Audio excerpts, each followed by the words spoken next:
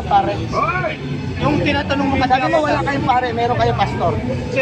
may sinabi ba kung walang pare? Sabi mo wala kayong pare, pero pastor ang pare namin. Nung tinanong mo kung walang pare. Sinagot mo, wala kaming pare dahil ang pare namin si Kristo.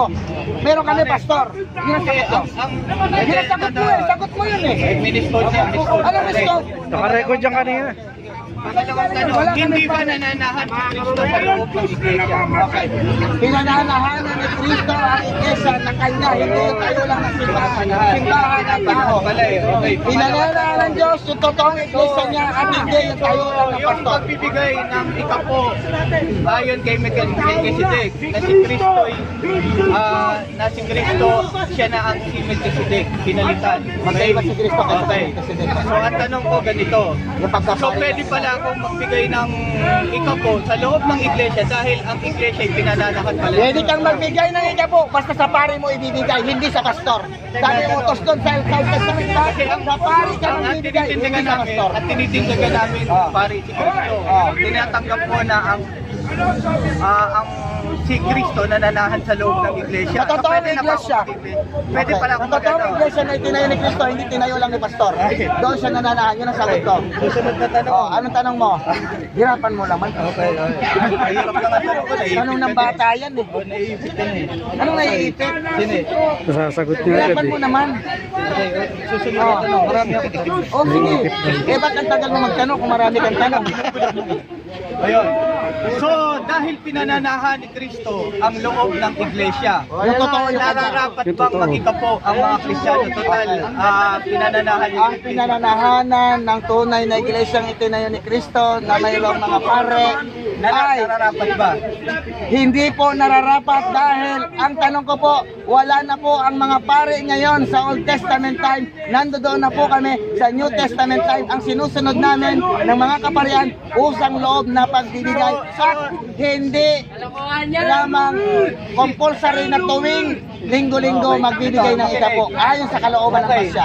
Sinabi mo, tuwing linggo, nagsusumiksik ka. Pag sinabing tuwing linggo, Ito rin sabi ni Lydia ko, sa terminong tuwing linggo, every. sinusumiksik mo na ito'y kautusan. Magbigay ako ng illustration. Pag tuwing linggo, pumupunta ako ng Luneta, inutusan mo ba ako pumunta sa Luneta? Out of context. Luneta, ang tinatanong niya, hindi ikapo. Oh, yan. Itanong niya ikapo. O, ilustrasyon yun eh.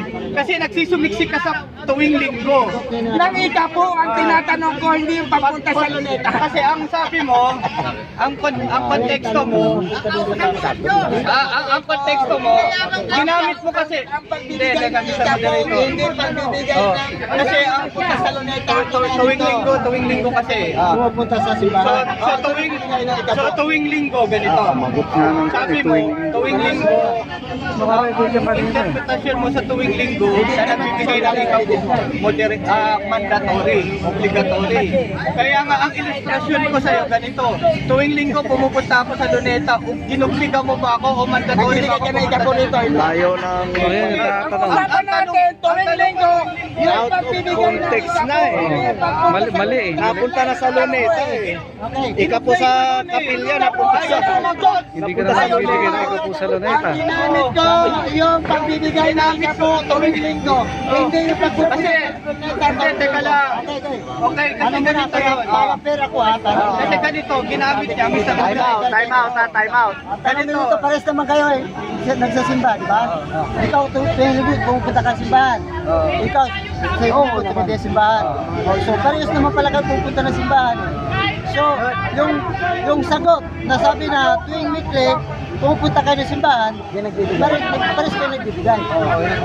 Ganito tanong. Eh, yung ginagawa. Kasi ang sabi niya, yung tuwing linggo, kasi makinig ka kasi sa moderator, pakinggan mo muna ako. Ginamit niya kasi ang termino, yung ginamit niya kasi, ang intindi niya pag tuwing linggo, yung word na tuwing linggo, in-equal niya kagad sa mandatory obligatory. Kaya nga, binigyan ko siya ng ilustrasyon. Pag sinabi ko pang tuwing linggo, pumupunta ako sa Luneta, inobliga mo ba ako o minandatory mo ba ako pumunta sa Luneta? Ang sagot ko, Pastor, sige sagot. Ang ginamit ko, Ikaw yung nagtatanong. Hindi yung pagpunta mo sa Luneta. Ang gamitin mo, yung pagbibigay mo ng ikapo, hindi yung pagpunta mo ng linggo rito. Hindi ka naman pumunta rito para magbigay na ikapo eh. Doon ako sa Simbahan doon ako ka, sa hindi ka bumenta. doon ako sa terminong tuwing linggo eh. Ah, Ayaw kong okay. sagutin eh. Okay. Kailan mo Ikaw nga ayaw sumagot sa Irrelevant ka sa'yo eh. Hindi sumasagot sa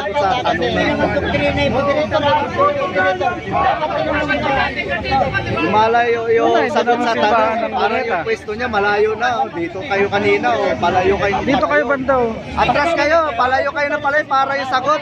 Lumalayo. Ako nga, tungkol na sa po, tuwing linggo. Ang equal niya, mandatory, obligatory. Kaya binigyan ko siya ng illustration. Sa pagpunta ko sa Luneta tuwing linggo.